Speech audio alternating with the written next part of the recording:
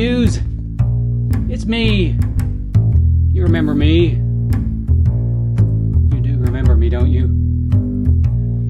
Well, if not, you can always Google me, Muse. Surely you know what Google is, right? Do Muse have Google? Muses have Google? If you don't have Google, then how do you learn? Because learning is hard, which is exactly what I want to talk about today. Not really learning, but hard. Keep your minds out of the gutter. Okay, so the other night, I was minding my own business, working on A Midsummer Night's Reap, when something happened. And I'm not going to tell you what that something is because I'm not one to give out spoilers for my books. You got to read them. Anyway, so I was riding along, minding my own business, when I came to a fork in the road. Not a literal fork in the road, but a figurative fork in the road. And I had the option of taking two paths. I looked down one path, and that path was really quite easy. I knew where that path led. It was comfortable. And I could have very easily taken that path and said, well, things are going to come out exactly as I expect. And then I looked down the other path. The other path wasn't exactly so easy. In fact, that other path had a lot of challenges to it. It had a lot of bumps in the road and potholes and probably a few bear and dinosaur hidden, just waiting to jump out and scare me and probably chop my head off and, do all sorts of nasty things to me. So I had that choice to make. And which choice did I choose? Which choice did I choose? I took the hard route. That's right. I took the hard route. Why? Well, to explain that, I would have to go back in time and really kind of give you an insight into my entire existence. But suffice it to say, all of my life, for whatever reason, I have chosen the hard route. I do it with so many things. Take, for instance, how I shave my face. I don't go to Target and buy, a Gillette razor with 10 blades, with all the smoothing and the little strips that make everything glide really easily. Oh, no. I use a safety razor. A safety razor is one of those things your grandpa used to use, where he would unscrew it, he would drop in a razor blade and screw it back on, and he would shave his face and hope like hell he didn't whack his face up. That's how I shave. It is much harder than shaving with a regular old razor, but it does two things. It shaves a lot smoother or a lot closer, and it gives me a challenge because I like a good challenge. And my hair. I have to flat iron my freaking hair. Another challenge. I could pretty much go through every moment of my daily routine and point out all of the hard routes that I've chosen. They're frequent, but that's who I am. I have always been like this. But here's the thing. With art and the AC system kicking on, but hey, yet another challenging route I take by filming in the middle of summer when you can't avoid the AC kicking on. Anyway, with art, the challenging path makes for a much better story or a much better choice as an actor. And that's how I've always been. I have always, whenever I am faced with a challenge or a choice as an artist, I look at the two choices. And most often I say, which is the most challenging choice? Which choice is going to challenge me the most? Because that's the one I'm going to take. Why? There are a number of reasons. In the end, the outcome, by taking the more challenging path, is going to be more fulfilling. Not just for you as an artist, but for those who consume your art. When you take the challenging path, you have to overcome a bunch of obstacles. And you should be, as an artist, you should be able to see where that leads. If you take, for example, if I were to take that easy path, it is a straight shot from here to the end. If I look at the challenging path, it's pretty winding. There are hills to climb and all sorts of obstacles. Those hills and those obstacles are going to lead me to other choices. And they're going to challenge me. And every time I meet that challenge, I'm going to become better for it. And that is a big part of why I do what I do. For me, as an artist, every opportunity to learn is a golden opportunity. And it's not just about me learning more about the characters that I'm writing, or learning more about the universe that I've created, or learning more about the story arc that I'm currently writing. It's about me learning about myself as an artist. It's about me learning how to improve my craft, because every time I'm writing and I come up against a challenge, I have to figure a way around that. And in fact, what happened to me the other night, I was writing along and I met this challenge. And there was clearly an easy out. I could have taken that. But when I turned and looked at the challenging route, I knew that I was going to have to really think my way out of this.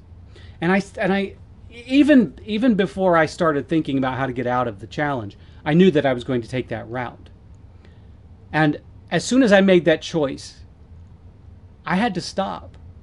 I had to stop my writing and think, how do I make this work? I know how the easy route works out, but how do I make this one work out? And more importantly, how do I make it work out in such a way that is believable and logical and is in line with what the character wants? And that goes all the way back to basic storytelling. You have a character, and I've talked about this recently, you have a character who wants something, and you've thrown something in the way of the character getting what they want. And by taking the hard route, you're doing the work. The work happens right there. You have chosen the route that's going to throw the obstacles in the way of the character, and it's going to throw obstacles in the way of you getting done what you need to do. And that is a beautiful thing, because you're going to have to stop and think. And when you stop and think, you get creative. And when you get creative, your world just expands and your characters grow. If you take the easy route, that doesn't happen. The characters don't grow. The world doesn't expand. It just moves along forward. And sometimes, I'm not saying that every time I am faced with this, I always take the hard route. There are a number of occasions when I am faced with a very small decision in a story. Small decision. And I go, let's just take the easy route because I need to keep this going forward. But if in the back of my head, if there's even the slightest doubt that taking the easy route is going to lead me to down the wrong path, I won't take it, even with the simple decisions. And I think that as an artist, no matter what your medium is, be it words, be it acting, be it painting, be it sculpting, be it dance, be it music, taking the hard route always makes you grow. And every artist should want that. Period. That should not be an option. Every artist should always want to push themselves and make themselves grow. I constantly push myself. When I'm writing, if I'm not growing as an artist, I am failing myself and my craft. And one of the best ways, one of the easiest ways I can always ensure that I am growing as a writer is to choose the more difficult route. Yes, sometimes that can be problematic. And it's happened to me before where I have taken the difficult route and then I've taken another difficult route. And then all of a sudden things are getting really, really almost overly complicated. So it's so to the point that at some juncture, I'm going to have to go, all right, this is as complicated as this story can get. I've got to take a simple path at this point. That's fine. And instinctually, you're going to know when that happens. And you need to be honest with yourself. You need to be honest with yourself, your characters, and your story. Because when your story gets overly complicated, it becomes hard for the readers to comprehend. There are certain writers out there that by design, they make everything incredibly complicated. If you go into a Neal Stephenson book thinking, I just need a light read, you're going to be disappointed. Because there's no such thing as a light read in Neal Stephenson's world. Everything he writes is really complex. And that's great. I love reading Neal Stephenson because I love to be challenged as a reader as well. Which is probably part of the reason why I love to be challenged as a writer. Because as a reader, I don't want to be spoon-fed everything. I don't want everything to be elementary. I want there to be complications. I want to be reading, and I want to reach a point where I think I know where something's going to go, and then the writer takes the hard route, and all of a sudden we're on another path. I'm like, oh, that was awesome. And I love it when that happens to me as a writer. That's what happened the other night. I'm writing along, and I had that, oh, that is awesome moment. Those are golden. And you don't find those. Those don't happen down the easy path. So challenge yourself. And would you come to a point in your story and you're not sure where to go? And I know I've had other writers come to me and say, I don't know what to do with this story. Best thing to do with that story when all of a sudden it's come to a standstill and you're not sure where to go is to step back. And the first thing you do is find the easy route. And know that that's not the route you want to take. And generally, when you find the easy route, the more challenging route is going to show itself. And that's kind of what happened to me the other night. When I was writing this particular scene in A Midsummer Night's Reap, I hit this point, and the easy route said, hey, I'm over here. This is where you want to go. I got cookies and candy and all sorts of fun things this way. It's really easy. You can nap. You can nap and take this route.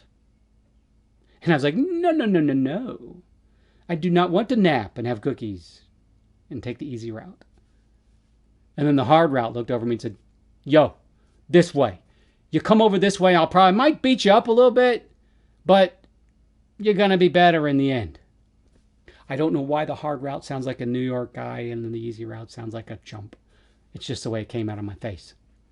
But suffice it to say, I will always choose the difficult route because I know that I'm going to learn something. My characters are going to learn something, and I'm going to grow as an artist. And that is worth every penny. It's worth every challenging moment you're going to suffer and endure when taking the hard route. And in the end, your book's going to be better for it. So yeah, the easy route is so enticing. There's a reason why it's that enticing. Because, it's like when you're on a diet.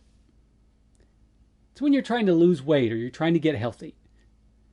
And there's a big plate of chocolate cake.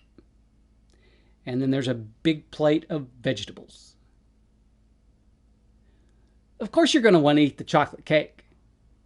Because the chocolate cake is delicious right there in the moment. And oh, I shouldn't have thought about chocolate cake because now I want chocolate cake. But those veggies, they're not going to taste as good. Maybe a little harder to swallow. But in the end, you're going to be better for having them. Yes, that's right. I just made an analogy of cake versus veggies and writing. And I know that all of you want chocolate cake now. I've got a piece of chocolate cake upstairs, and I'll probably eat it in just a second. And then I'm going to run a mini marathon tomorrow to not feel so guilty about it. Anyway, that's what I got today. Muse, I hope you learned something from it. If not, well, we got to chat for a little bit, right? And that's worth it, right? Right? No? Come on, Muse.